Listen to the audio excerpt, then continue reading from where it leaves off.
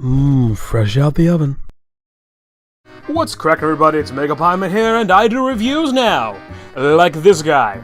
And this guy. And, well, not this guy anymore. But anyway, reviews seem to be the popular thing to do on YouTube these days, so I thought I'd take a good old crack at it by reviewing games that I want to review because I want to review them. Because I want to review them. I want to review them! And maybe you want to too. Now, when I was a kid, I was poor as dirt. You see that pile of dirt over there? I was as poor as that. I still am as poor as that. I was so poor, I was too poor to pay attention. And let me tell you, that guy gets mad when he doesn't get his rent on time. Anyway, I didn't have all that many games and all that many game devices like the cool kids had. And most of the games I had were bought, used, or on the cheap. Like the one I'm going to be talking about today. This one. Right here.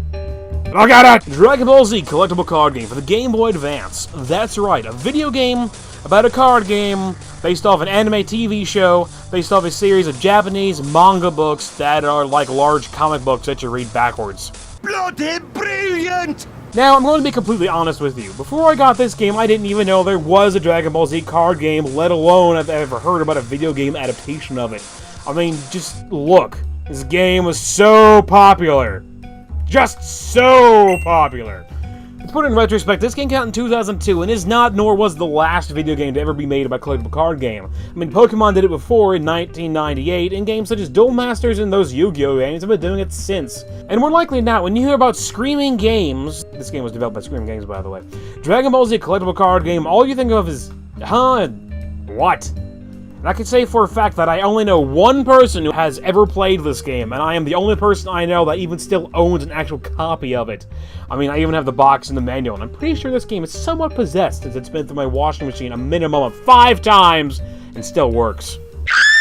Known for games like Steel Tide and Operation Blockade, Screaming Games kind of dropped the ball on this game. To be fair, the game really isn't that bad and does what it does really well. It just doesn't go anywhere. Loading up the game, you'll see that you have 2 ways of playing it. You either play one player in quote-unquote story mode when you play against the AI, or play against a friend using a Game Boy connector thingy. That is, if you actually find another person who has it. Oh, and get used to that background music in the main menu, because you'll be hearing it a lot. I kid you not, this game only has 2, count them 2, different songs in it, and the second one is only used during cutscenes, if you can call them that, and in the credits. Where did the music budget go? Could you really not afford more than 2 short loops? Really? Anyway, back to the game. The main menu gives you a few options. Here you have play, deck building, and a trading arena to trade cards with your imaginary friends who own imaginary copies of the game. And lastly, you have your options. While you're here, breathe in the creativity of this main menu screen. No, really, take a quick inhale of this. I understand this is a Game Boy Advance game, but the creativity in this is almost completely missing. And the rest of the game isn't any better. The bland, it will seep into your pores. It will destroy us all! Deck building lets you mess around with your decks and put different cards in it and change up the things a little bit here and there, while the play option obviously lets you play the game. You have a few options here. Choosing one player lets you start the so-called story mode that we talked about before. If you happen to have one of those fancy connector cables and a friend that has this game, you can press 2-player and see what happens there. I think it lets you play against each other, but I have never had a chance to try it out. The game is pretty much exactly the card game that it is based off of, and little else. It follows all of the card game rules, or I assume it follows all the rules since I've never played the card game, nor know anyone who has. All of the cards in the game fall into 2 main categories and then are split up from there. They are either combat cards or non-combat cards. Creativity at its finest. There are also cards that can only be used by a hero or villain characters from the series. That's right, characters from a series known for fighting people and beating the crap out of each other now decide to play a card game instead of throwing fists. Yeah. Now, this game does let you pick different characters that you can play as. The character roster is one of the stranger things about this game.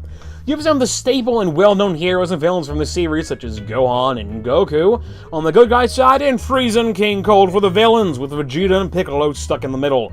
even though Piccolo was a good guy in the Z series.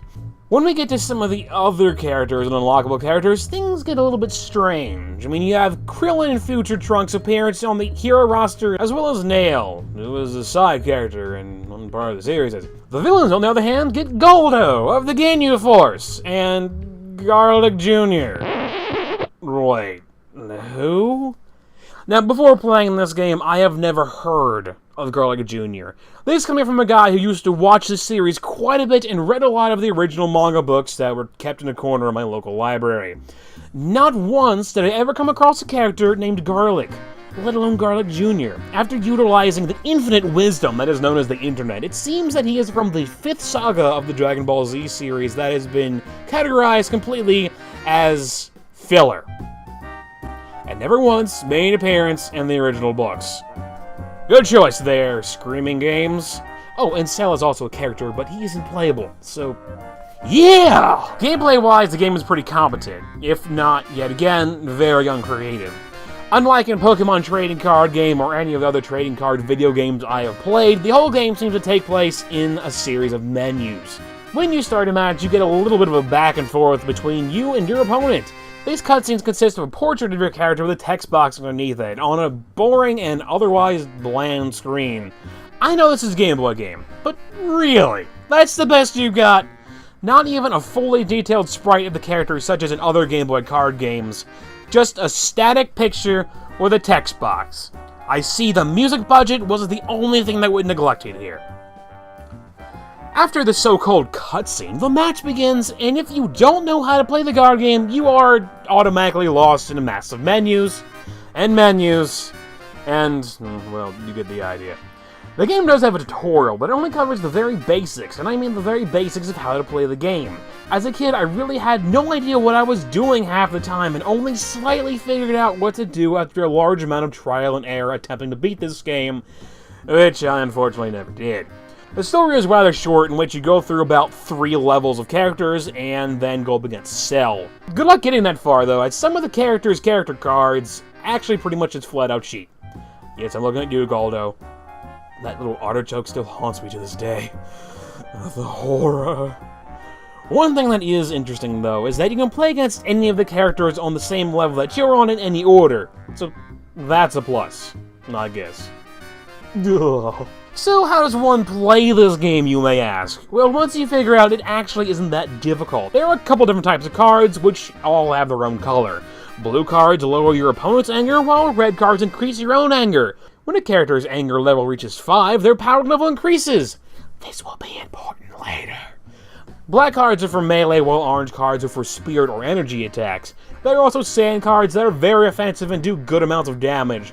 Each character has their own individual card that levels up with their power level. And as I said before, some of these are very cheap. One thing that is annoying, though, is that in order to use cards, you need to have enough power stages in order to use that card.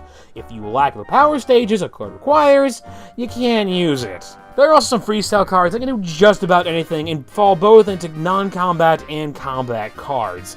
You can also get a bonus by using only freestyle cards or cards of a particular type in your deck. Thankfully, though, you can read each card description to figure out how to use them. Lastly, there are Dragon Ball cards that do special things. Each Dragon Ball card is different, and they have to be captured from an opponent before you get the chance to use them in your deck. Usually by attacking an opponent after they've used one on the field. Not complicated in the least bit. Am I right? Am I right? I'm just saying. There are a lot of things I don't completely understand about this game. There is a final attack system that lets you use any card, combat or not, that you have in your hand to attack your opponent and makes it so that you can't attack your opponent again until your next turn. More than not, the final attack ends up doing absolutely nothing. Also, sometimes when you attack an opponent and they don't use a card to defend themselves, you also don't do any damage.